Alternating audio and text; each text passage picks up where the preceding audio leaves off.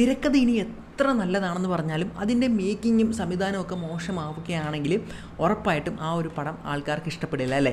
അതായത് തിയേറ്ററിലിരുന്ന് പടം കാണുന്ന ആൾക്കാർ എൻഗേജിങ് ആകാതെ ചിലപ്പോൾ ഇരുന്ന് ഉറങ്ങിയിട്ട് അവസാനമൊക്കെ ആകുമ്പോഴത്തേക്കും പുറത്തിറങ്ങി വന്നിട്ട് പറയും കഥ നല്ലതായിരുന്നു, പക്ഷേ മേക്കിംഗ് അത്ര പോരാ, അത്ര രസമില്ലായിരുന്നു എന്ന് പറയും അല്ലേ. അപ്പോൾ ഒരിക്കലും നമുക്ക് ആ ഒരു ഓഡിയൻസിനെ കുറ്റം പറയാനായിട്ട് പറ്റുകയില്ല. അപ്പോൾ നല്ലൊരു തിരക്കഥ കയ്യിലുണ്ടെന്ന് പറഞ്ഞിട്ട് മാത്രം നല്ലൊരു സിനിമയാകണമെന്നില്ല.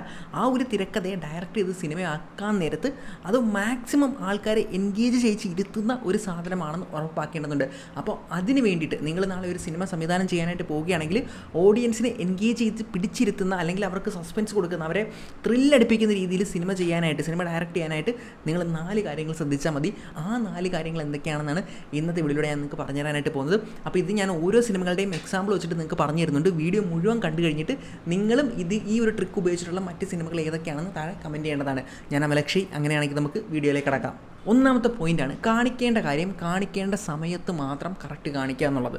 അതായത് തിരക്കഥയിൽ റൈറ്റർ അയാൾക്ക് ഇഷ്ടമുള്ള രീതിയിൽ അയാളുടെ ഒരു ഫ്രീഡത്തിന് കാര്യങ്ങൾ എഴുതി വെക്കും. ആ തിരക്കഥയിൽ റൈറ്റർ എഴുതി വെച്ച സാധനത്തെ അതേപോലെ പോയിട്ട് അങ്ങ് ഷൂട്ട് ചെയ്ത് കാണിക്കുന്നതല്ല ഡയറക്ടറുടെ പരിപാടി എന്ന് പറയുന്നത്.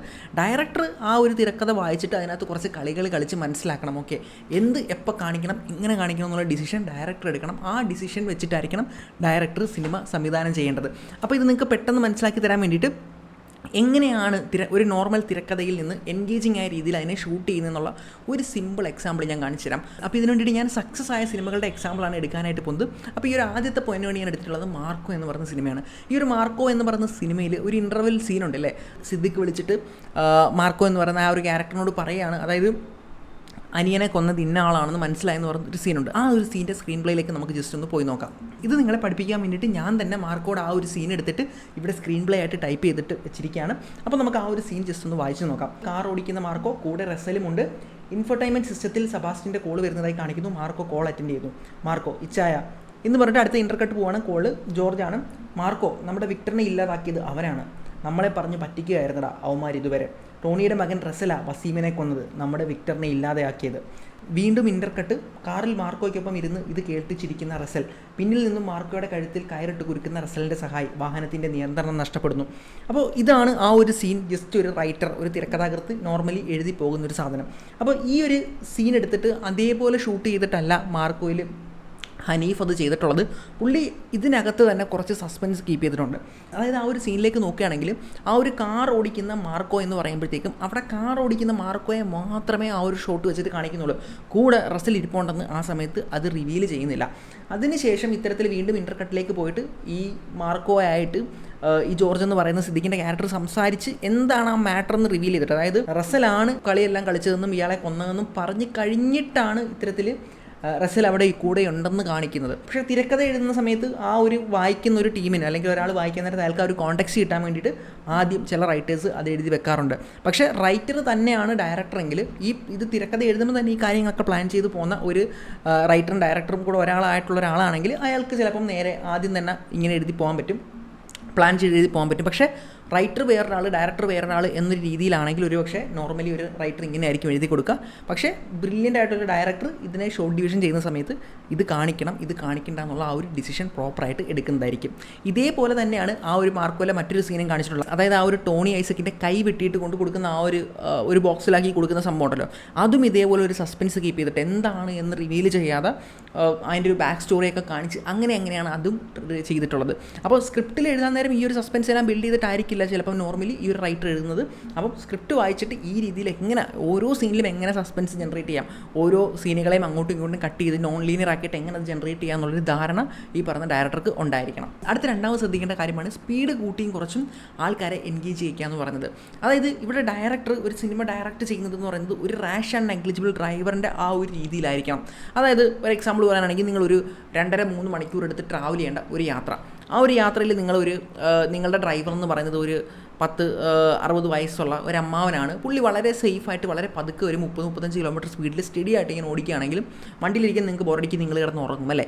എന്നാൽ ആ ഒരു ഡ്രൈവർ എന്ന് പറഞ്ഞൊരു ചെറുപ്പക്കാരനാണ്. പുള്ളിക്ക് അങ്ങനെ സേഫ്റ്റി കൺസേൺ ഒന്നുമില്ല. പുള്ളി വെച്ചടിച്ച് വിട്ട് ചവിട്ടി പറപ്പിച്ച് പോകുന്ന ഒരാളാണെങ്കിൽ നിങ്ങൾക്ക് ഉറങ്ങാൻ പറ്റില്ല, നിങ്ങൾ പേടിച്ചിരിക്കുമല്ലേ വണ്ടിയോടെ ഇടിക്കുമോ എന്ത് പറ്റുമോ എന്നുള്ള ആ ഒരു ത്രില്ലിലായിരിക്കും നിങ്ങൾ. പെട്ടെന്ന് വണ്ടി സ്ലോ ആവുന്നു, പെട്ടെന്ന് വണ്ടി സ്പീഡ് കൂടുന്നു, ആ ഒരു ത്രില്ലിൽ നിങ്ങൾ ഇരിക്കുമല്ലേ. അപ്പോൾ ഇതേ രീതിയിലായിരിക്കണം ഒരു ഓഡിയൻസിനെ ആ ഒരു തിയേറ്ററിൽ സീറ്റിൽ ഇരുത്തേണ്ടത്. അത് വണ്ടിയുടെ കേസിൽ പോകുമ്പോൾ നമുക്ക് പതുക്കെ പോകുന്നതാണ്, ഉറങ്ങിപ്പോകും, സുഖമായിട്ട് യാത്ര ചെയ്യുന്നതാണ് നല്ലത്. പക്ഷേ അങ്ങനെ ഒരാൾ തിയേറ്ററിൽ വന്നിരുന്ന് ഉറങ്ങാൻ പാടില്ല. അപ്പോൾ ആ ഒരു സാധനം മാറ്റിയിട്ട് ഈ ഒരു രീതിയിലേക്ക് ഒരു ട്രാഷ് ആൻഡ് നെഗ്ലിജിബിൾ ഡ്രൈവർ എങ്ങനെയാണോ വണ്ടി ഓടിക്കുന്നത് അതുപോലെ ആയിരിക്കും ഒരു ഡയറക്ടർ ഒരു സിനിമ ഡയറക്റ്റ് ചെയ്യേണ്ടത്. അപ്പോൾ ഇത് നിങ്ങൾക്ക് സിമ്പിളായിട്ട് മനസ്സിലാക്കി തരാൻ വേണ്ടി ഞാൻ ബാഹുബലി സിനിമയുടെ ഒരു എക്സാമ്പിൾ പറയാം. ബാഹുബലിയിൽ വളരെ എൻഗേജിങ് ആയിട്ടുള്ളൊരു സീനാണല്ലേ ആ ഒരു സേതുപതിയുടെ തല വെട്ടിക്കളയുന്ന സീൻ. ആ ഒരു സീനിലേക്ക് നിങ്ങൾ നോക്കുകയാണെങ്കിൽ തല വെട്ടിക്കളയുന്ന ആ ഒരു സീന് ഇത്ര അധികം ഇമ്പാക്റ്റ് വരാനുള്ള റീസൺ എന്ന് പറയുന്നത് ആ ഒരു സീനല്ല, അല്ലെങ്കിൽ ആ ഒരു തിരക്കഥയിൽ അതിനെ ഭയങ്കര സസ്പെൻസായിട്ട് എഴുതി വെച്ചതല്ല. തിരക്കഥ ബെറ്ററാണ്, തിരക്കഥ അടിപൊളിയാണ്, എന്നാൽ അതിനെ കുറേ കൂടെ ഡയറക്ഷൻ രീതിയിൽ ബെറ്റർ ആക്കിയത് ആ സീൻ സെറ്റ് ചെയ്ത് കൊണ്ടുവന്ന ആ ഒരു രീതിയാണ്. അതായത് നോക്കിക്കഴിഞ്ഞാൽ തല വെട്ടുന്നതിന് മുമ്പുള്ള കുറേയധികം ഷോട്ടുകൾ നിങ്ങൾ നോക്കിക്കഴിഞ്ഞാൽ വളരെ സ്ലോ ആണ്. സ്ലോ മീൻസ് ഓരോ ഷോട്ടിനും 8 മുതൽ 10 മിനിറ്റ് വരെയൊക്കെ ഡ്യൂറേഷൻ ഉണ്ട്. പലരുടെയും ഡയലോഗുകൾ പലരുടെയും, അതായത് ഒരു സ്ലോ ഫേസിലാണ് ഓരോ ഷോട്ടും പോയിട്ടുള്ളത്. ആ തല വെട്ടുന്ന ഷോട്ട് മാത്രം വളരെ ഫാസ്റ്റിലാണ് പോയിട്ടുള്ളത്. അതായത് അതിൻ്റെ ഷോട്ട് വളരെ കുറവായിരിക്കും. തല വെട്ടിക്കഴിഞ്ഞുള്ള ഷോട്ടുകളിലേക്ക് നിങ്ങൾ നോക്കുകയാണെങ്കിൽ 1 2 3 4 എന്ന് പറയുന്ന രീതിയിലാണ് ഓരോ ഷോട്ടും പോകുന്നത്. അതായത് 2-3 സെക്കൻഡിൽ കൂടുതൽ ഒരു ഷോട്ട് നിൽക്കുന്നില്ല. എന്നാൽ അതിന് മുമ്പുള്ള കുറേ ഷോട്ടുകൾ ഇങ്ങനെ സ്ലോ ആക്കി കൊണ്ടുവന്നിട്ട്, അപ്പോൾ ഓൾറെഡി കുറേ ഷോട്ടുകൾ നമ്മളിങ്ങനെ സ്ലോ ആയി ഒരു സെറ്റ് ഓഫ് ഷോട്ടുകൾ നമ്മളിങ്ങനെ സ്ലോ ആയി കണ്ടുകൊണ്ടിരിക്കുകയാണ്. പെട്ടെന്ന് നമ്മുടെ മനസ്സ് തന്നെ ആഗ്രഹിക്കും ഉള്ളിൻ്റെ ഉള്ളിൽ നിന്ന് ഒന്ന് സ്പീഡായെങ്കിൽ എന്ന് ആഗ്രഹിച്ചിരിക്കുന്ന സമയത്തായിരിക്കും, അല്ലെങ്കിൽ അങ്ങനെ സ്ലോ ആയിരിക്കുന്ന സമയത്തായിരിക്കും പെട്ടെന്ന് ആക്സിലേറ്റർ ചവിട്ടും, നമുക്ക് ഒരൊറ്റ ചവിട്ട്. അപ്പോൾ നമ്മൾ വണ്ടിയിലൊക്കെ പോകുമ്പോഴത്തേക്കും പതുക്കെ പോയിട്ട് പെട്ടെന്ന് ആക്സിലേറ്റർ ഓട്ടുമ്പോൾ ഒരു ഇനേർഷ്യ വരുമല്ലോ, ആ ഒരു ഇനേർഷ്യയാണ് നമുക്ക് ആ ഒരു തലവെട്ടിയ സീനിൽ കിട്ടിയത്. അപ്പോൾ ഇത് സീൻ്റെ ഡ്യൂറേഷൻ വെച്ചിട്ട് മാത്രമല്ല, നമുക്ക് വേറെ പല രീതിയിൽ, അതായത് ഇപ്പം സൗണ്ട് സൈലൻസ് ആയിരുന്നിട്ട് സൗണ്ട് കൊണ്ടുവന്നിട്ട് അങ്ങനെ ചെയ്യാനായിട്ട് പറ്റും. അതേപോലെ തന്നെ ഈ സീനുകളിൽ നടക്കുന്ന ആക്ഷൻ്റെ സ്പീഡ് കൂട്ടിയിട്ട് അങ്ങനെ ചെയ്യാനായിട്ട് പറ്റും. അങ്ങനെ പല മെത്തേഡ്സിൽ പറ്റും. ഞാൻ ഈ പറഞ്ഞ നമുക്ക് KGF ഇതിൻ്റെ പല രീതിയിൽ നിങ്ങൾക്ക് പെട്ടെന്ന് മനസ്സിലാവുന്ന ഒരു എക്സാമ്പിളാണ് ഈ പറയുന്ന ബാഹുബലി. അതുകൊണ്ടാണ് ഇത് പറഞ്ഞത്. അപ്പോൾ ബാഹുബലിയിൽ മാത്രമല്ല, ഞാൻ നേരത്തെ പറഞ്ഞ കണക്ക് KGF സാലാറിലും ഒക്കെ തന്നെ ഇത്തരത്തിൽ പ്രശാന്ത് നീൽ ഇതിൻ്റെ അയ്യര് കളി തന്നെ നടത്തിയിട്ടുണ്ട്. അപ്പോൾ നിങ്ങളുടെ തിരക്കഥയിൽ ഒരു ഇമ്പോർട്ടൻ്റ് ആയിട്ടുള്ളൊരു സാധനം, ഒരു സീൻ വരുന്ന സമയത്ത് അവിടെ ഈ പറയുന്ന ഇനേർഷ്യ എന്ന് പറയുന്ന ഒരു സാധനം കൊടുക്കാൻ നോക്കിക്കഴിഞ്ഞാൽ കിഡിലെ വാങ്ങുന്നതായിരിക്കും. മൂന്നാമത്തെ കാര്യമാണ്, നിങ്ങൾ എന്താണോ പറയാൻ ഉദ്ദേശിക്കുന്നത്, അല്ലെങ്കിൽ നിങ്ങൾ എന്താണോ കമ്മ്യൂണിക്കേറ്റ് ചെയ്യാൻ ഉദ്ദേശിക്കുന്നത് അത് ഡയറക്റ്റ് പറയാതിരിക്കുക എന്നുള്ളതാണ്. ഇത് കുറച്ച് തിരക്കഥയുമായിട്ട് റിലേറ്റ് ചെയ്തിട്ടുള്ളൊരു കാര്യമാണ്. അതായത് തിരക്കഥ എഴുതുമ്പോൾ തന്നെ ഇത് പ്രോപ്പറായിട്ട് ചെയ്തു പോകാമെങ്കിൽ ഒരിക്കലും ഡയറക്ടർ ഇതിൽ കൺസേൺ ആവേണ്ട ആവശ്യമില്ല. എന്നിരുന്നാൽ പോലും ഒരു ഒരു എക്സ്പീരിയൻസ് ഇല്ലാത്ത തിരക്കഥാകൃത്ത്, അല്ലെങ്കിൽ ഇതിനെക്കുറിച്ച് നല്ല ധാരണ ഇല്ലാത്തൊരു തിരക്കഥാകൃത്ത് ഒരു സീൻ മോശമായിട്ട് എഴുതിക്കൊണ്ട് വന്നാലും ഇത് മനസ്സിലായിട്ടുള്ളൊരു ഡയറക്ടറാണെങ്കിൽ നിങ്ങൾക്ക് അത് തിരുത്തി എഴുതാനായിട്ട് പറ്റും. അതായത് നിങ്ങളുടെ ഓരോ സീനും സിനിമയിൽ പർപ്പസ് ഉണ്ടാവുമല്ലോ, ഓരോ സീനും ഒരു പർപ്പസ് ഉണ്ടാവും. ആ പർപ്പസ് എന്താണെന്നുള്ളത് സീൻ തുടങ്ങുന്ന സമയത്ത് ഈ പറയുന്ന ഓഡിയൻസിന് കാണുമ്പോൾ മനസ്സിലാവാനായിട്ട് പാടില്ല. അപ്പോൾ ഇതിനൊരു എക്സാമ്പിൾ തരാനാണെങ്കിൽ കില്ല് സിനിമ നിങ്ങളെല്ലാവരും കണ്ടിട്ടുണ്ടായിരിക്കും അല്ലേ. അപ്പോൾ ആ ഒരു കില്ല് സിനിമയിൽ ഉള്ള ആ ഒരു വില്ലൻ ക്യാരക്ടറാണ് രാഘവ് ജുവലിൻ്റെ ക്യാരക്ടർ. അപ്പോൾ എനിക്ക് വളരെ ഇഷ്ടപ്പെട്ട ഒരു ആക്ടറാണ്. അപ്പം പുള്ളിയുടെ ആ ഒരു ഇൻട്രൊഡക്ഷൻ സീനുണ്ട്. ആ പുള്ളി ട്രെയിനകത്തേക്ക് കയറി വരുന്ന സമയത്ത് കാണിക്കുന്ന എന്താണ്, അതായത് ഒരു കൊച്ചു പയ്യൻ ഓടി വരുന്നു. ആ പയ്യൻ്റെ കാർ ഇയാളുടെ കാലിൽ ഇടിക്കുന്നു. അപ്പോൾ കൊച്ചു പേടിച്ച് നിൽക്കുകയാണ്, ഇയാൾ എന്തെങ്കിലും പറയുമോ എന്നൊക്കെയുള്ള രീതിയിൽ അയാൾ വന്നിട്ട് മോനെ കുഴപ്പമില്ലടാ എന്നൊക്കെ പറഞ്ഞ് അവൻ്റെ തലയിലൊക്കെ തടവിയിട്ട് നല്ല ഒരു രീതിയിൽ നല്ലൊരു ഒരു പോസിറ്റീവ് വൈബിൽ അയാൾ ആ ട്രെയിനകത്തേക്ക് കയറിപ്പോന്നു ഇല്ലേ. അപ്പോൾ നമുക്കത് കാണുമ്പം ഓഡിയൻസിന് കിട്ടുന്ന ഇതെന്താണ്, ഒരു പാവം പിടിച്ച മനുഷ്യൻ, ഒരു നല്ല മനുഷ്യൻ അല്ലേ, കുട്ടികളോടൊക്കെ സ്നേഹമുള്ള നല്ലൊരു മനുഷ്യൻ എന്നുള്ള രീതിയിൽ ഓഡിയൻസിൻ്റെ മൈൻഡ് അങ്ങനെ സെറ്റായിരിക്കും ആ ഒരു സീൻ കണ്ടപ്പം. അവിടെ നിന്ന് ആണ് പെട്ടെന്ന് ആ ഒരു സീൻ്റെ പർപ്പസ് എന്താ, ആ ഒരു സീൻ്റെ പർപ്പസ് ഇയാൾ ഒരു കൊടും ക്രിമിനലാണെന്നും ഒരു കൊലപാതകിയാണെന്നും ഒരു കള്ളനാണെന്നും കാണിക്കേണ്ടതാണ് അതിൻ്റെ പർപ്പസ്. ആ സീൻ തീരുന്ന പർപ്പസ് മീറ്റ് ചെയ്യുന്നത് എങ്ങനെയാണ്, ആ ഒരു പോലീസുകാരൻ്റെ തലയ്ക്ക് വാൾ വെച്ച് വെട്ടി തല രണ്ടായിട്ട് പിളർത്തുന്നിടത്താണ് ആ ഒരു പർപ്പസ് മീറ്റ് ചെയ്യുന്നത്. അപ്പോൾ ഒരു നല്ല റൈറ്റർ ആണെങ്കിൽ, അല്ലെങ്കിൽ നല്ലൊരു ഡയറക്ടർ ആണെങ്കിൽ ഈ രീതിയിൽ തന്നെയായിരിക്കും അത് മാനേജ് ചെയ്യുക. ഒരു സീനിൽ ഇയാളുടെ പർപ്പസ് ഇയാൾ വില്ലനാണെന്ന് കാണിക്കാനാണെങ്കിൽ, ഒരു മോശം റൈറ്റർ ആണെങ്കിൽ ഇതെങ്ങനെ എഴുതും. ഒരു മോശം റൈറ്റർ ആണെങ്കിൽ ഇയാൾ നേരെ ട്രെയിനിലേക്ക് നടന്നു വരുന്ന സമയത്ത് തന്നെ പുറയിൽ കത്തി ഇരിക്കുന്ന കാണിക്കും. എന്നിട്ട് നേരെ അയാൾ ആ കത്തിയൊക്കെ ആയിട്ട് നേരെ ചെന്ന് ഒരു ബാക്ക്ഗ്രൗണ്ട് മ്യൂസിക് കൊടുത്ത് പേടിപ്പിച്ച് അപ്പോൾ തന്നെ ഓഡിയൻസ് മനസ്സിലാവും ഇവൻ വില്ലനാണ്, ഇവൻ പ്രശ്നക്കാരനാണെന്ന്. അപ്പോൾ തന്നെ ആൾക്കാർ എന്നെ എക്സ്പെക്ട് ചെയ്യുന്നത് ഇയാൾ ആ കത്തി എടുത്ത് കുത്താൻ വേണ്ടിയിട്ടാണ്. അപ്പോൾ ആ ഒരു ആ ഒരു എൻഗേജ്മെൻറ്റ് അവിടെ നഷ്ടപ്പെട്ടു. ഇത് അൺഎക്സ്പെക്റ്റഡ് ആയിട്ട് ഇനി അടുത്ത് എന്താ നടക്കുന്നതെന്ന് ഓഡിയൻസിന് മനസ്സിലാവാതെ അവർ കണ്ടിരിക്കുന്ന സമയത്താണ് അവർക്ക് ആ ഒരു ഷോക്കിംഗ് ഇത് കിട്ടുന്നത്. ആ രീതിയിലായിരിക്കണം. ഇനിയിപ്പം ഇത് ഒരു സീൻ്റെ കാര്യം മാത്രമല്ല കേട്ടോ, നിങ്ങൾ ഏത് ഇതെടുത്തു കഴിഞ്ഞാലും, അതായത് എൻ്റെ ഒരു സിനിമ എടുത്തു കഴിഞ്ഞാലും, അതായത് കുറേയധികം സീനുകൾ ചേരുമ്പോഴാണല്ലോ ഒരു സിനിമ ഉണ്ടാകുന്നത്. എൻ്റെ ഒരു സിനിമയിൽ നിങ്ങൾക്ക് ഈ ഒരു ഫീൽ കൊണ്ടുവരാനായിട്ട് പറ്റും. ഇപ്പോൾ ഒരു എക്സാമ്പിൾ പറയാനാണെങ്കിൽ പോക്കിരി സിനിമയുടെ തുടക്കം നമ്മൾ എസ്റ്റാബ്ലിഷ് ചെയ്യുന്നതാണ്. വിജയുടെ ക്യാരക്ടർ ഒരു പോക്കിരിയാണെന്നുള്ളതാണ്. പക്ഷേ പടം അവസാനിക്കുമ്പോഴത്തേക്കും അയാൾ പോക്കിരിയല്ല, അയാൾ പോലീസാണ്. നേരെ എൻ്റെ ഓപ്പോസിറ്റ്, ആൾക്കാർ ഒട്ടും പ്രതീക്ഷിക്കാത്തൊരു സാധനം എൻ്റെ സിനിമയിലൂടെ, അതായത് കില്ലിൽ ഒരൊറ്റ സീനിൽ കുറച്ച് നേരം നമ്മൾ ബിൽഡ് ചെയ്ത് ഇയാൾ നല്ലവനാണ് ബിൽഡ് ചെയ്തത്. പോക്കിരിയിൽ എൻ്റെ ഫിലിമിൽ ഇയാൾ പോക്കിരിയാണെന്ന് ബിൽഡ് ചെയ്തിട്ട് പെട്ടെന്ന് ഷിഫ്റ്റ് ചെയ്തു. അവസാനം എന്താ, ഇയാൾ പോക്കിരി അല്ല, പോലീസാണെന്നുള്ളത്. ഇനി മറ്റൊരു എക്സാമ്പിൾ കൂടി പറയാനാണെങ്കിൽ ഇപ്പോൾ കിരീടത്തിൽ പടത്തിൻ്റെ തുടക്കം ഫിക്സ് ചെയ്യുന്നത് എന്താണ്, ഇയാൾ പോലീസ് ഉദ്യോഗസ്ഥനാകും, SI ആകും എന്നുള്ളൊരു സാധനം ഫിക്സ് ചെയ്തിട്ട് ആ പടത്തിൽ ഇൻ്റർവെല്ല് വരെ അല്ലെങ്കിൽ ഓൾമോസ്റ്റ് മെജോറിറ്റി ഭാഗവും അയാൾ SI ആകും എന്നുള്ള രീതിയിൽ കൊണ്ടുവന്നിട്ട് അവസാനം പുള്ളി ക്രിമിനൽ ആവുകയാണ്. അപ്പോൾ നിങ്ങൾ കണ്ടില്ലേ, ഒരു സീനിലും ഇത് ബിൽഡ് ചെയ്യാനായിട്ട് പറ്റും, അതേപോലെ എൻ്റെ ഫിലിമിലും ഈ ഒരു സാധനം ബിൽഡ് ചെയ്യാൻ പറ്റും. അപ്പോൾ ഒരു റൈറ്റർ ഇൻ കേസ് മോശമായിട്ട് ഇത് എഴുതി വെച്ചിട്ടുണ്ടെങ്കിൽ പോലും നല്ലൊരു ഡയറക്ടർക്ക് ഇത് കാണുകയാണെങ്കിൽ നോക്കിയിട്ട് ഇതിങ്ങനെ തിരുത്തണം, ഈ സീൻ ഇങ്ങനെ തിരുത്തണം എന്ന് ജഡ്ജ് ചെയ്യാനായിട്ട് പറ്റും. ആ ഒരു ക്വാളിറ്റി എന്തായാലും ഉണ്ടായിരിക്കണം. അടുത്ത നാലാമത്തെയും ഇമ്പോർട്ടൻ്റ് ആയിട്ടുള്ളൊരു കാര്യമാണ് എന്ത് കേൾക്കണം, എന്ത് കേൾപ്പിച്ചുകൂടാ എന്നുള്ളത്. അതായത് ഇത് സൗണ്ടുമായിട്ട് ബന്ധപ്പെട്ടതാണ്. ഇപ്പോൾ നമ്മൾ ഇതുവരെ പറഞ്ഞതെല്ലാം വിഷ്വലിൻ്റെ കാര്യങ്ങളാണല്ലേ, വിഷ്വലുമായിട്ട് ബന്ധപ്പെട്ടതാണ്. ഇനി നിങ്ങൾ ആ വിഷ്വൽ അങ്ങ് കട്ട് ചെയ്തേരെ. പകരം നിങ്ങളുടെ സിനിമയുടെ ആ ഒരു ഷൂട്ടിംഗ് നടക്കുന്ന സമയത്ത് അല്ലെങ്കിൽ ആ ഒരു ഇത് നടക്കുന്ന സമയത്ത് സൗണ്ട് കൊണ്ട് കുറേയധികം കളികൾ നമുക്ക് കളിക്കാൻ പറ്റും. അതായത് ഇപ്പോൾ പറയുകയാണെങ്കിൽ ഇപ്പം DSRI എന്ന് പറഞ്ഞ സിനിമ എക്സാമ്പിൾ എടുക്കുകയാണെങ്കിൽ, DSRIയിൽ നമ്മളെ പേടിപ്പിക്കാൻ വേണ്ടി ചെയ്തിട്ടുള്ള ഒരു ടെക്നിക്കുണ്ട്. അതായത് ഒരു സ്ഥിരം പേടിപ്പിക്കാൻ ഉപയോഗിക്കുന്ന ഒരു ടെക്നോളജിയാണ്. അതായത് ഫോർ എക്സാമ്പിൾ പറയുകയാണെങ്കിൽ ഇപ്പം ആ ഒരു കിണറ്റിൽ നിന്ന് ആ ഒരു ഡെഡ് ബോഡി എടുത്തിട്ടിട്ട് ആ ഒരു അതിൻ്റെ ഫേസ് ക്ലോസ് കാണിക്കുന്ന ഒരു സംഭവമാണ്. അത് നമ്മളൊന്ന് ഞെട്ടിക്കുന്ന ഒരു സാധനമാണ്, പേടിപ്പിക്കാൻ വേണ്ടി ചെയ്യുന്നൊരു സാധനമാണ്. അത് വരുന്നതിന് മുമ്പ് ഇതേപോലെ ആ ഒരു ബോഡി എടുത്തിടുന്ന സമയത്ത് വലിയൊരു സൈലൻസ് കീപ്പ് ചെയ്യും.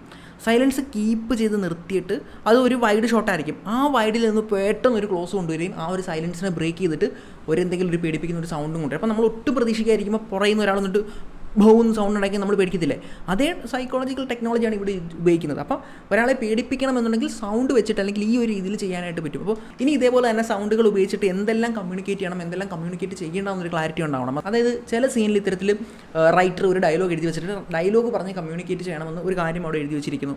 എന്നാൽ ആ ഡയലോഗ് പറഞ്ഞ് കമ്മ്യൂണിക്കേറ്റ് ചെയ്യുന്ന ആ ഡയലോഗ് അങ്ങ് വെട്ടിയിട്ട് ഇവിടെ ഡയലോഗ് ഉപയോഗിക്കേണ്ട എന്ന് വെച്ചിട്ട് വിഷ്വലി അതിനെ എങ്ങനെ കാണിക്കാം എന്നുള്ളൊരു സാധനം കൊണ്ടുവരാം. ഫോർ എക്സാമ്പിൾ പറയാനാണെങ്കിൽ KGF 2 ആ ഒരു ഷെട്ടിയുടെ ആ ഒരു സ്ഥലത്തേക്ക് റോക്കി എന്ന് പറഞ്ഞ ഒരു ക്യാരക്ടർ കടന്നു വരുന്ന സമയത്ത് ഷെട്ടി അയാളുടെ ആ ഒരു ബോംബെയിലെ വലിയൊരു ദാദയുടെ കസേരയുണ്ട്, ആ ഒരു കസേര എടുത്ത് വെച്ചിട്ട് പുള്ളിക്ക് കൊടുത്തിട്ട് തൂത്ത് വൃത്തിയാക്കിയിട്ട് അവിടെ ഇരുന്നു, ഇനി ഈ കസേര നീ എടുത്തു എന്നൊക്കെ പറയുന്നൊരു സാധനമുണ്ട്. അപ്പോൾ ഇവിടെ ഒരു മോഷൻ റൈറ്ററാണ് KGFൻ്റെ തിരക്കഥ എഴുതിയിരുന്നെങ്കിൽ പുള്ളി എന്താ ചെയ്യാന്ന് വെച്ച് കഴിഞ്ഞാൽ ആ ഒരു ഡയലോഗ് പറയുന്ന സമയത്ത് തന്നെ തോക്കൊക്കെ എടുത്തിട്ട് പറയും, എനിക്ക് ബോംബെയിലെ കസേരയൊന്നും വേണ്ട, ബോംബെയിലെ കസേരയ്ക്ക് ഇപ്പോൾ എൻ്റെ കാലിൻ്റെ ചുവട്ടിലാണ്, അതുകൊണ്ട് എനിക്കതൊന്നും വേണ്ട എന്നൊരു ഡയലോഗ് അവിടെ കൊടുക്കാമായിരുന്നു അല്ലേ. എന്നാൽ പ്രശാന്ത് നീൽ ചെയ്തെന്താണ്, ആ ഡയലോഗ് അങ്ങ് വെട്ടി, അങ്ങനെ ഒരു ഡയലോഗ് വേണ്ട, പകരം അത് വിഷ്വലി കാണിച്ചു തന്നു. വിഷ്വലി എന്താ കാണിച്ചു തന്നത്, ആ വേറൊരു ചെറിയ കസേര എടുത്തിട്ട് പുള്ളി ഇരുന്നിട്ട് ഇയാളുടെ കാലെടുത്ത് മറ്റേ കസേരയുടെ പുറത്ത് വെക്കുന്നു.